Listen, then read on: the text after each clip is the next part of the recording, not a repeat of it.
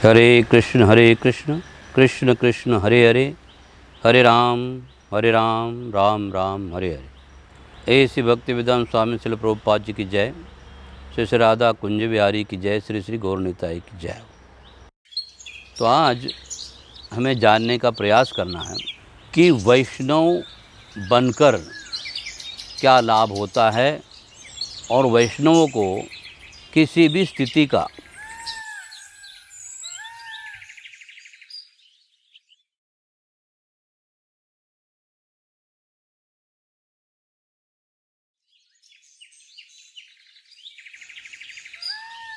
कि परिणाम कुछ भी आ सकता है, लेकिन भुगतने की हमारी पूरी तैयारी कैसे होती है। इसलिए भागवतम में बड़े सुंदर ढंग से समझाया है कि एक तो कर्म के फल किसको क्या क्या मिलते हैं, कैसे कैसे मिलते हैं, और साथ साथ में जैसे शिव जी के लिए कहा जाता है वैष्णवा नाम यथा शंभु। जितने भी वैष्णव हैं उनमें सबसे श्रेष्ठ कौन है? शिव जी हैं। अब शिव जी सबसे श्रेष्ठ क्यों हैं? जब समस्या आ जाती है देवता और दानवों में, तो भगवान उनके समाधान के लिए समुद्र मंथन का उपाय बताते हैं। और समुद्र मंथन में जैसे ही पहला ही जहर निकलता है, तो जहर लेने के लिए, क्योंकि समुद्र मंथन की क्रिया में पहले यही बताया देवता और दानव दोनों मिलकर करेंगे, और जो भी चीज़ निकलेगी उसमें आधा आधा बांट लेंगे। अब ये न्यायप्रिय बात थी, लेकिन पहले जहर निकलने के बाद में कौन जहर लेने के लिए आगे आया? देवता तो आए नहीं और असुर भी नहीं आए। बोले क्या निकला है? बोले जहर। बोले किसको देना है? तो बोले असुर बोले हमको तो नहीं चाहिए, देवताओं को चाहे तो दे दो। तो इसका मतलब जहर निकलने के बाद में लोगों का मन कितना उदार हो जाता। तुरंत बोल दिया कि दे दो, देवताओं को दे दो। तो फिर देवताओं को देने की बात आई तो देवताओं को भी लेना चाहिए। और देवताओं में राजा थे इंद्र। जब इंद्र के पास में बात पहुंची तो इंद्र ने कहा कि सही बात है, मैं देवता का राजा जरूर हूँ, देवों में देव हूँ बड़ा, लेकिन मेरा नाम इंद्रदेव है, अग्निदेव है, वरुण देव है। लेकिन शिवजी जो है ना, उनका नाम महादेव है, मतलब सब देवों में बड़े हैं वो। अब लेना ना देना। समुद्र मंथन में शिवजी ने भाग ही नहीं लिया था, ना देवता का पक्ष था ना असुर का पक्ष था। वो तो अपने अपने स्थान में बैठ गए, लेकिन परम वैष्णव होने के नाते वो बला उनके गले में आ पड़ी। जब बता दिया कि बस ठीक है महादेव उनका नाम है, तो फिर वो महादेव ही उनको करो ना, बल तुमने मुझे क्यों आगे कर दिया। तो इस तरह से इंद्र ने जो है अपनी बुद्धि चलाई और नौबत शिव जी के गले में आ गई।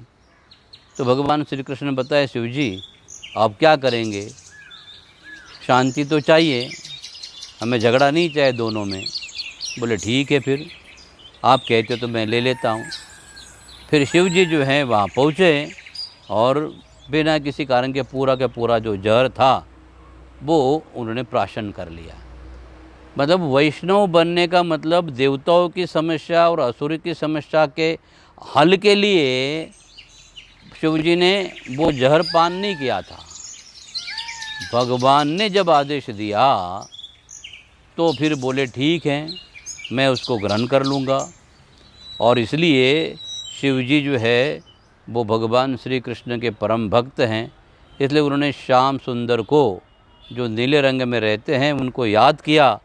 फिर वो भी आके कंठ में बैस गए और फिर बोले किसी भी चीज़ वैष्णव को भगवान को समर्पित किए बिना नहीं ग्रहण करनी चाहिए। इसलिए भगवान शिव जी के गले में आ गए तो उनका कंठ नीला हो गया, नीलकंठ के नाम से जाने गए। लेकिन वो जहर जो है उन्होंने पी लिया, लेकिन भोग किसको लगाया? भगवान श्री कृष्ण को लगाया। जैसे मीरा ने भी जहर दिया था तो उसने भगवान कृष्ण को भोग लगा के पी गई थी। खैर उसका कंठ नीला नहीं हुआ, लेकिन ये शिवजी ने तो पूरा के पूरा संसार में जितना भी बड़ा जहर निकला था हलाहल, वो के पूरा ग्रहण करने के बावजूद भी उनके ऊपर किसी भी प्रकार की कोई भी आँच नहीं आई। छोटे मोटे बूंदे इधर गिर गए थे, अन्य प्राणियों ने जो ले लिए, सांप वगैरह ने, तो इस तरह से वो भी जहरीले हो गए। तो वैष्णव बनने का मतलब होता है कि जग के कल्याण के लिए किसी भी प्रकार की जो भी समस्या हो उस समाधान के लिए अपना सर्वस्व समर्पित करने की तैयारी होनी चाहिए, उसका नाम वैष्णव है। तो इसलिए यहाँ पर बताया गया है, अगर ये वैष्णव के सिद्धांत को कोई जान जाएगा तो बोले नहीं भाई सब कुछ करना लेकिन हमको भक्त नहीं बनना है, इस तरह की धारणा आएगी। कि जैसे भागवतम में समझाया है कि यदि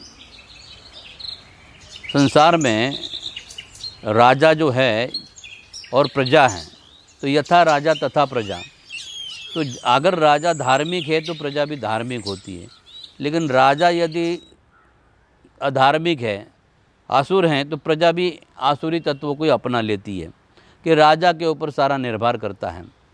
तो इसी तरह से जो भी राजा प्रजा से पाप और पुण्य करवा के ले लेता है तो उसका फल राजा को छठे हिस्से में प्राप्त होता है। तो अगर राजा धार्मिक है तो प्रजा धार्मिक बनेगी, तो धार्मिक फल जो भी होगा उसका छठा हिस्सा राजा को मिलेगा। और यदि प्रजा पाप का कर्म करेंगे, राजा भी पापरत रहेगा, तो राजा को पाप का भी छठा हिस्सा मिलेगा। फिर वो छठा हिस्सा वो राजा को भी छठी का दूध याद करा देगा। विपरीत परिणाम आ जाता है ना उसका। वैसे ही घर में जो पति पत्नी होते हैं उनके बारे में बताया गृहस्थाश्रम में क्या स्थिति होती है कि यदि पति जो भी कुछ पाप करता है उसका फल पति को ही भुगतना पड़ता है, और पत्नी भले अर्धांगिनी हो लेकिन पति के पाप का आधा फल पत्नी को नहीं प्राप्त होता है, लेकिन पति के पुण्य का आधा फल पत्नी को प्राप्त हो जाता है। और पत्नी से यदि पाप हो जाएगा तो पूरा के पूरा 100% वो पाप पति को लेना पड़ता है, क्योंकि आपके होते हुए उसने पाप किया ही कैसे, इसलिए वो सारा के सारा पाप पुरुष के खाते में चला जाता है। तो इसी तरह से जो साधु महात्मा होते हैं उनका क्या काम है, तो बोलिए संसार में जितने भी लोगों ने जितना भी पाप किया है और वो लोग अनजाने में किसी साधु के सामने चले गए, साधु के दर्शन करने से ही उनके सारे के सारे पाप जो हो साधु के खाते में चले जाते हैं, और साधु ने जो भी पुण्य कमाया है उन सब लोगों में समान मात्रा में बट जाता है। तो अगर वैष्णव बनना है, साधु बनना है, इसका मतलब संसार के जितने भी पाप है उनको ग्रहण करना है। ग्रहण करने का मतलब जाके खींच के नहीं लेना है, वो अपने आप ही आपके पाप में आ जाते हैं।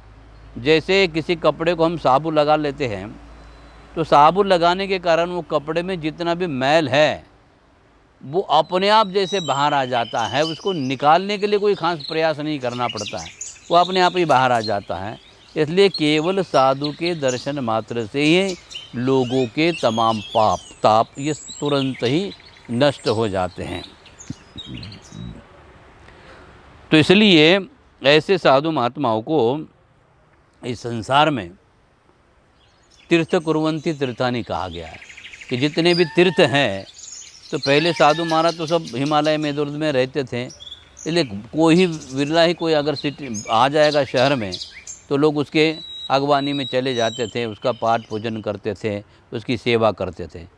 और हाँ, तो सब जगह में प्रभुपाद जी के कारण ही भक्ति का प्रचार प्रसार हो रहा है। इसलिए संसार में पाप भी उतना बढ़ रहा है तो लेने वाले भी उतने होने चाहिए ना। जब पहले पूना छोटा था तो म्यूनसिपाल्टी क्या 2-4 गाड़ियाँ कचरा लेके जाती थी, लेकिन जैसे जैसे विस्तार हो गया उतनी उतनी गाड़ियाँ भी बढ़ गई कचरा लेने के लिए।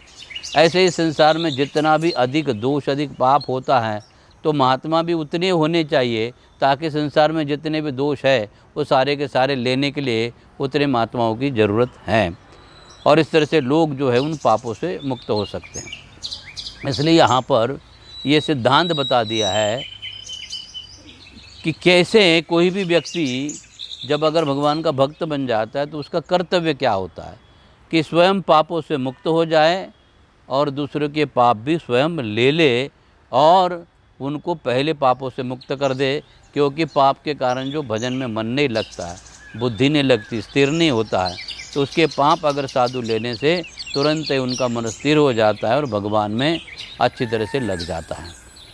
इसलिए यहाँ एक वैष्णव होने की जो बात यहाँ पर बताई है, तो इसका मतलब बड़ा कठिन जीवन है।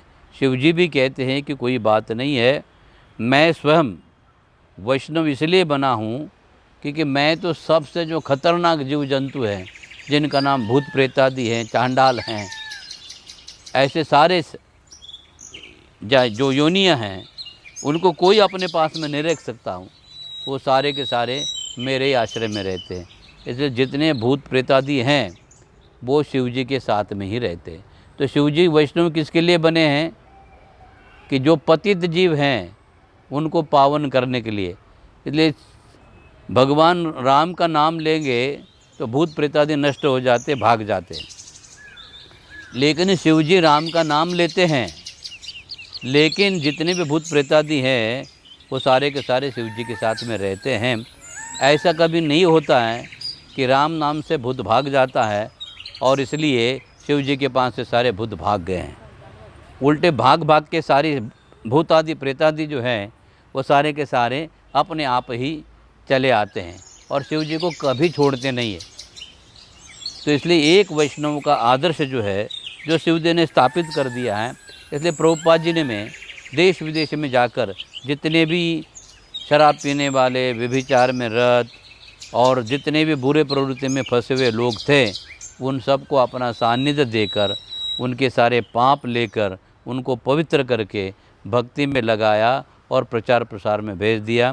और आज उसका विस्तार हम देखते हैं पूरे विश्व में कैसे ये प्रचार हो रहा है और लोगों के जितने भी पाप ताप जो है वैष्णव हरने का एक अनोखा प्रयास कर रहे हैं। इसलिए प्रभुपाद जी ने बता दिया, ये सारे पाप को हरने के लिए हरे कृष्ण कृष्ण कृष्ण हरे हरे, हरे राम राम राम हरे हरे, सारे पाप हरे हरे। हरे।